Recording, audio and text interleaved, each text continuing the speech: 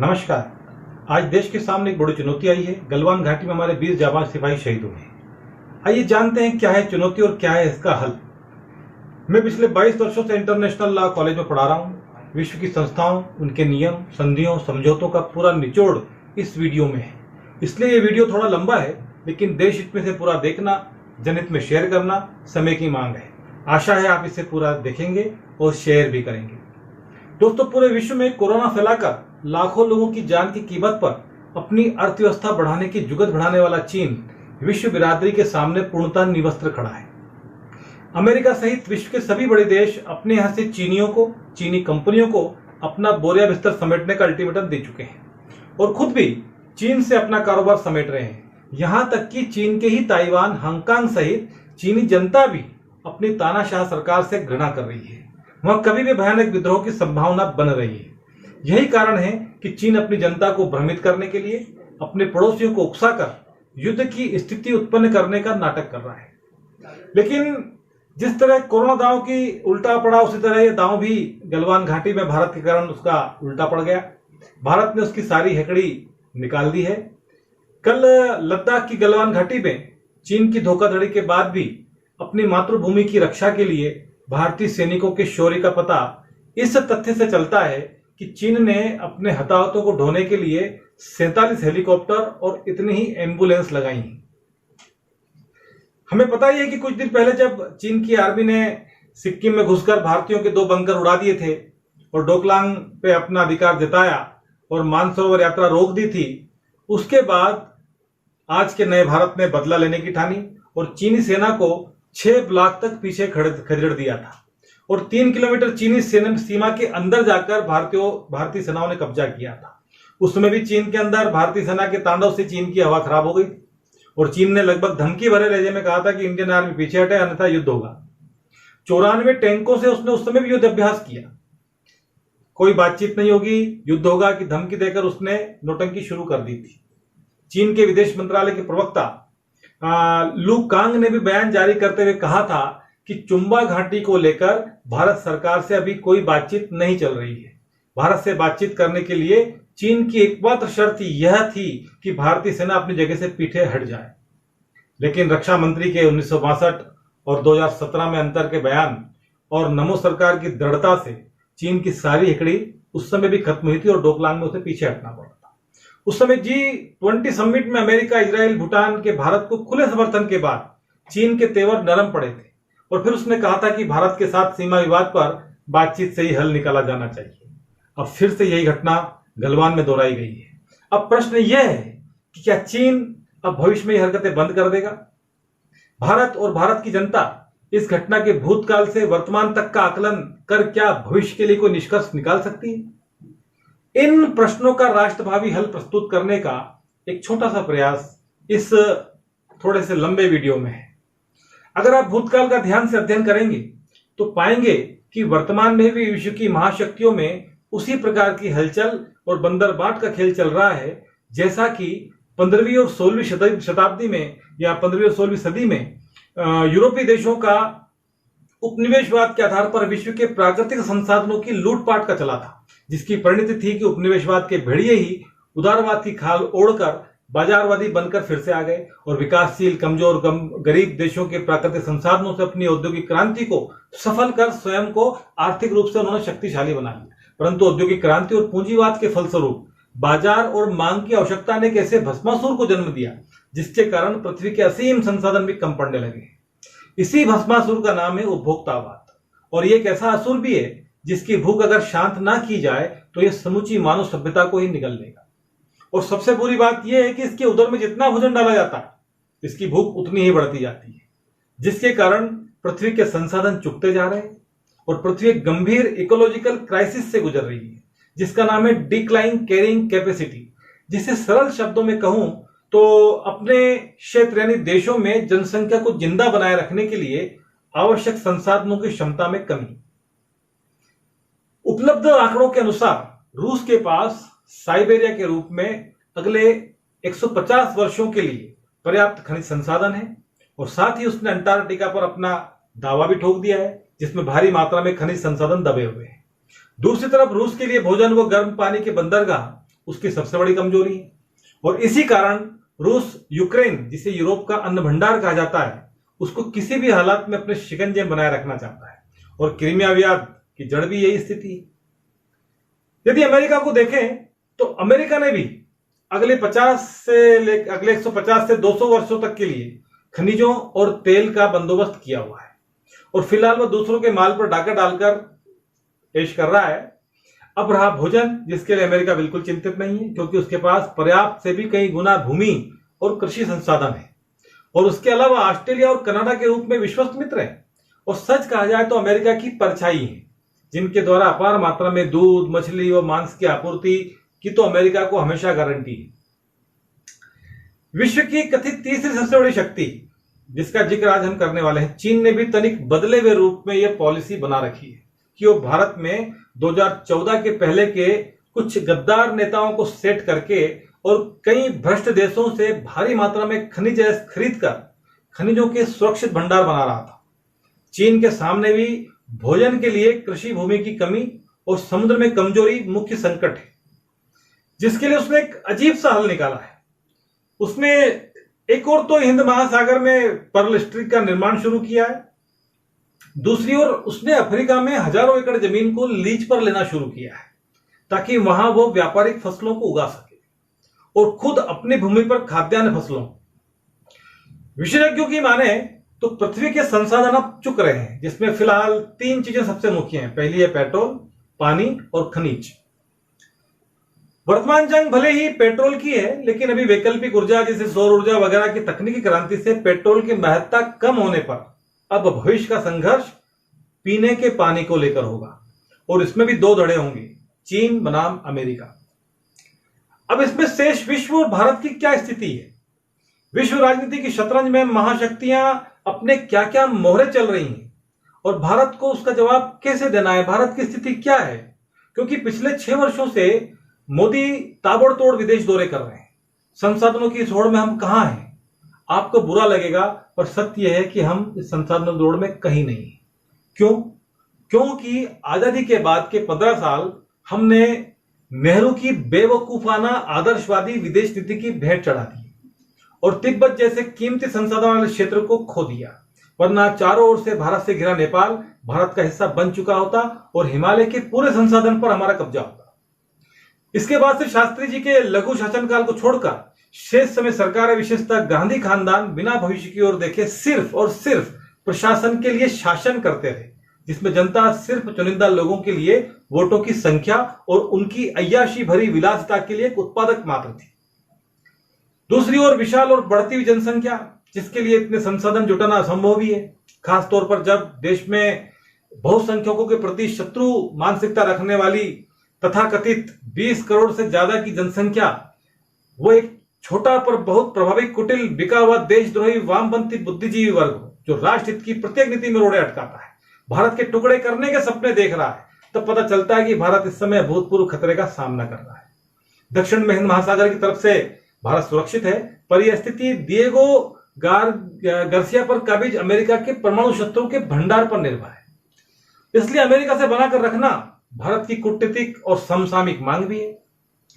लेकिन भारत के बहुसंख्यक हिंदू, उनका धर्म, उनकी संस्कृति, उनका समाज खतरे में है महायुद्ध की स्थिति में, क्योंकि पश्चिम में पाकिस्तान के 22 करोड़ मुस्लिम, पूर्व बांग्लादेश के 16 करोड़ मुस्लिम, उत्तर में खुद चीन, और 5वीं दिशा का खतरा सबसे भयानक है और वो भारत के अंदर ही मौजूद है। 20 करोड़ों में से लगभग 15 करोड़ की कथित हिंदी, हिंदुत्व और हिंदुस्तान की विरोधी एक पूरी सेना, कश्मीर में पूरी तरह बढ़त में, केरल में निर्णायक, पूर्वोत्तर असम और बंगाल में प्रबल स्थिति में, उत्तर प्रदेश और बिहार में कांटे की टक्कर देने की स्थिति में है।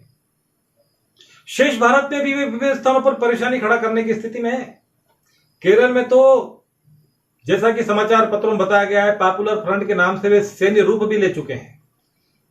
ये टुकड़े गैंग के वामपंथी, ये अरुंधति टाइप के साहित्यकार, ये अलग टाइप के अभिनेता, रवीश टाइप के भारत विरोध के लिए विदेशी पुरस्कार प्राप्त पत्रकार और महेश भट्ट जैसे एडल्फोगेमस लोग, बड़ी बिंदी और अवार्ड वापसी गैंग आदि सऊदी पेट्रो डॉलर्स और चीन के हाथों बिके हुए प्रतीत होते हैं।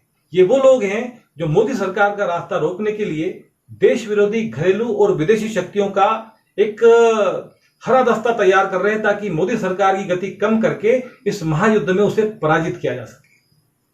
महायुद्ध का औपचारिक आरंभ भारत को छोड़कर शेष विश्व इस्लामिक आतंकवाद के खिलाफ खड़ा हो चुका है और अब तो मर्द प्राय है। इस्लाम का संकुचन अरब देशों में पेट्रोल के खत्म होते ही प्रारंभ हो जाएगा, फिर मारामारी शुरू होगी पानी के ऊपर, और दुर्भाग्य से इसकी शुरुआत भारत से होगी, क्योंकि चीन न केवल ब्रह्मपुत्र नदी पर निर्णायक पकड़ बना चुका है, बल्कि यहां तक कहा जा रहा है कि हिमालय क्षेत्र के मौसम और ग्लेशियरों को प्रभावित करने की उसने एक टेक्नोलॉजी विकसित कर ली है। लेकिन चीन की 3 कमजोरी हैं। पहली कमजोरी है निर्यात आधारित अर्थव्यवस्था, जो कोरोना काल में भी पूरी तरह से खतरे में है। दूसरी, उन्नत टेक्नोलॉजी का अभाव, और तीसरी, हिंद महासागर में उसकी कमजोरी। पहली कमजोरी से निपटने के लिए चीन ने विदेशी मुद्रा का बड़ा भंडार और ट्रेजरी ब्रांड खरीद रखे हैं, जिसके जरिए वो अमेरिका के डॉलर को अंतर्राष्ट्रीय बाजार में 2 दिन में कौड़ियों का भाव कर सकता था। परंतु भारत के संदर्भ में उसका कदम उल्टा बैठे, क्योंकि हमारी देशभक्त जनता और व्यापारियों उस सरकार की अग्नि परीक्षा जब जब हुई है वो सब खरे उतरे हैं। जनता, व्यापारी और सरकार मिलकर ही चीन के माल पर किसी भी बहाने से रोक लगाकर उसकी अर्थव्यवस्था को गड्ढे में धकेल सकते हैं। इसलिए जन जागरण बहुत जरूरी है, जो होना प्रारंभ भी हो गया है। आगामी समय में चीन के विरोध में स्वस्फुरित विराट स्वदेशी आंदोलन खड़ा होने के लक्षण मैं स्पष्ट रूप से सामने देख रहा हूं। अब बात टेक्नोलॉजी की, जिसमें चीन दिन रात एक किए हुए, पर मिसाइल और न्यूक्लियर टेक्निक को छोड़कर वो पश्चिम के सामने कहीं नहीं टिकता, विशेषतः सामरिक तकनीक के क्षेत्र में। इसलिए चीन पश्चिम की सामरिक तकनीक के गले की नस अर्थात टेलीकम्युनिकेशन को बर्बाद करने के लिए सैटेलाइट किलर मिसाइल्स का सफल परीक्षण कर चुका है, जिसके जवाब में भारत ने भी नैनो सैटेलाइट लॉन्च किए, छोटे वाले मिसाइल आसपास से निकलेगी, और नमो सरकार भी अब 8 सेकंड में मिसाइल से किसी भी सैटेलाइट को खत्म करने की क्षमता हमारे देश को दे चुकी है। यानी इस क्षेत्र में भारत अब भारी बढ़त में है। परंतु भारत और उसके पश्चिम के दोस्त वो देश जानते हैं कि टेक्नोलॉजी से चीन को रोका तो जा सकता है, लेकिन निर्णायक रूप से परास्त नहीं किया जा सकता। अब तीसरी कमजोरी हिंद महासागर और उसमें भारत, अमेरिका और ऑस्ट्रेलिया का प्रभुत्व है, जिसके तोड़ के रूप में चीन ने पर्ल स्ट्रिंग विकसित किया है, जिसका एक सिरा पाकिस्तान स्थित ग्वादर पोर्ट में है तो दूसरा सिरा सेशेल्स में है। इसके बावजूद भारत अंडमान स्थित नौसैनिक अड्डे से पूरे हिंद महासागर में चीन पर बढ़त में, और डोकलाम विवाद के बाद अब अभी हमारी रुक्मणी नौकाओं ने चीन की पनडुब्बियों की हरकत पकड़कर उसे शर्मिंदा भी कई बार किया है। और इसके पहले ही बाकी का काम मोदी ने ताबड़तोड़ विदेश दौरों और सफल कूटनीति से कर दिया था। ध्यान दें कि मोदी जी ने ऑस्ट्रेलिया, जापान, वियतनाम, भारत, दक्षिण अफ्रीका और अमेरिका के साथ एक हिंद महासागरीय संगठन बनाने की सफल कोशिश की है, जो चीन की 20 वर्ष पुरानी पर्ल स्ट्रिंग कूटनीति का मुंहतोड़ जवाब। ऑस्ट्रेलिया की शंकाओं के कारण इसका सैन्य स्वरूप पहले विकसित नहीं हो पा रहा था, लेकिन अभी समोसा कूटनीति हमारी सफल हो गई है। अब वहां तेजी से परमाणु करार के बाद सब ठीक हो गया है। पर यह भी सत्य है कि किस तरह चीन को घेरने के बाद भी चीन की हान जातीयता पर आधारित विशाल जनशक्ति के कारण पश्चिम उस पर निर्णायक विजय हासिल नहीं कर सकता। उस पर विजय पाने का एकमात्र तरीका जमीन के रास्ते उस पर हमला करना ही है, जिसके मात्र 3 रास्ते हैं। पहला है रूस द्वारा मध्य एशिया की ओर से पाकिस्तान के रास्ते, दूसरा है भारत के रास्ते। अब आपको समझ आ गया होगा कि चीन रूस की खुशामद क्यों कर रहा है, क्यों अपनी पूर्व नीति के विपरीत सीरिया में रूस के साथ कंधे से कंधा मिलाकर एयर स्ट्राइक में भाग लेने को तैयार हो गया था। चीन का पूरा प्रयास रूस के साथ गठबंधन करने का या कम से कम उसे इन सारे मैटरों पर न्यूट्रल रखने का होगा, ताकि रूस की ओर से वो निश्चिंत हो सके। पाकिस्तान की तरफ से रास्ते को चीन पाक ऑक्यूपाइड कश्मीर में सैन्य जमावड़ा करके और सिपेक समझौते और ग्वादर तक अबाध सैन्य सप्लाई की व्यवस्था से बंद कर चुका है। अगर सियाचिन पाकिस्तानी कब्जे में पहुंच गया तो चीन इस पूरे क्षेत्र को पूरी तरह लॉक कर देगा। भारत के संदर्भ में दोनों पक्ष जानते हैं कि समझौता संभव नहीं, क्योंकि तिब्बत की फांस दोनों के गले में अड़ी है। भारत को हतोत्साहित करने और सामरिक रूप से निर्णायक महत्वपूर्ण स्थानों को कब्जा करने के लिए वो अक्सर ये गलवान घाटी और जो सिक्किम वाला जो क्षेत्र है और डोकलाम जैसी सीमा उल्लंघन वो करता रहता है। तो कुल मिलाकर भारत ही है जो चीन को रोकने के लिए पश्चिम का प्रभावी हथियार बन सकता है। और यही कारण है कि चीन विरोधी पश्चिमी देश भारत में इतना इंटरेस्ट दिखा रहे हैं। पश्चिम की विवशता को हमारी मोदी सरकार ने भांप लिया है, इसलिए संघर्ष से पूर्व अर्थव्यवस्था और सैन्य टेक्नोलॉजी की दृष्टि से सक्षम बना देना चाहते हैं अपने देश को। इसलिए उनके दौरों में निरंतर दो बातें परिलक्षित होती हैं, आर्थिक निवेश और हथियारों की ताबड़तोड़ खरीदी के साथ सैन्य टेक्नोलॉजी का हस्तांतरण कर भारत को सामरिक दृष्टि से मजबूत बनाना। इसी तरह कूटनीतिक विदेश दौरों के द्वारा लामबंद करते हुए चीन विरोधी पूर्वी देशों को संगठित करने की कोशिश करते हुए चीन के पर्ल स्ट्रिंग को हमने तोड़ दिया है, जिससे चिढ़कर ही चीन ने भी सिक्किम में गलवान में घुसपैठ की और भूटानी क्षेत्र डोकलांग में भी उसने पहले हरकत की थी। अब भारत की स्थिति पर नजर डालें तो नमो सरकार ने काफी कदम उठाए हैं। जो भारत विरोधी टुकड़े गैंग या जिनको सोशल मीडिया पे आज चीनी चमचे कहा जाता है, वो सोच भी नहीं सकते। पहला, हमने भारी मात्रा में निवेश को आमंत्रित किया है, क्योंकि जेब में पैसा होना चाहिए। आर्थिक मोर्चे पर सुदृढ़ता हासिल की है। नौसेना का आधुनिकीकरण किया है। वायुसेना को एशिया में सर्वश्रेष्ठ बनाना और उज्बेकिस्तान में भारत के सैन्य हवाई ठिकाने को मजबूत बनाना, राफेल जैसी महत्वपूर्ण डील करना, अंतरराज्यीय या अंतर महाद्वीपीय तथा मल्टीपल वारहेड मिसाइलों का विकास और आणविक शस्त्रागारों का विकास करना, बलूचिस्तान और अफगानिस्तान में भारत के प्रभाव को बढ़ाना, इलेक्ट्रॉनिक वार के लिए काली 5000 जैसी तकनीकी का उन्नतीकरण करना, अंतरिक्षीय संसाधनों का उपयोग करना और उनकी संभावना के मद्देनजर मार्स मिशन और अन्य अंतरिक्ष कार्यक्रमों का संचालन करना। इतनी तैयारियों के बावजूद अभी भी भारत सुरक्षित नहीं है और पश्चिमी शक्तियों के ऊपर ही निर्भर है। और पिछले निर्लज नकार सरकारों के कुकर्मों के कारण उसे अभी भी दूसरों पर कुछ समय तक निर्भर रहना पड़ेगा। अब कल्पना कीजिए कि भारत में किसी भी मुद्दे पर देशव्यापी दंगे शुरू हो जाते हैं और उसी समय पाकिस्तान भी अघोषित हमला शुरू कर देगा, जिसे समर्थन देते हुए चीन भी अपने दावे के अनुसार अरुणाचल पर कब्जा करने का प्रयास करेगा और लद्दाख में भी घुस सकता है। अब बताइए भारत क्या करेगा? भारत के पास ले देकर 11 लाख रेगुलर आर्मी और 32 लाख रिजर्व आर्मी है, जबकि चीन की वास्तविक सैन्य संख्या हमारी कल्पना से परे है। और फिलहाल चीन अपने खरीदे हुए भारतीय बुद्धिजीवियों द्वारा और सऊदी फंड से प्रायोजित कुछ मुस्लिमों व कथित सेकुलर राजनेताओं द्वारा भारत में ही भारत के विरुद्ध यदि अप्रत्यक्ष गृह युद्ध छेड़ चुका है तो क्या होगा, और उसका अगला कदम यह होगा जिसका नाम है महायुद्ध, जिसका एक लघु रूप अभी हम शाहीन बाग और दिल्ली दंगों में देख चुके हैं। अगर यह गृह युद्ध शुरू होता है, और यकीन मानिए यह होगा, और यह होगा संसाधनों के लिए, परंतु नाम होगा धर्म के नाम पर होगा। इस स्थिति का फायदा उठाने से पाकिस्तान नहीं चुकेगा और ऐसी स्थिति में अगर चीन भी मैदान में उतरा तो अमेरिका व पश्चिम को भी हस्तक्षेप करना पड़ेगा और यह तीसरे विश्व युद्ध की शुरुआत होगी।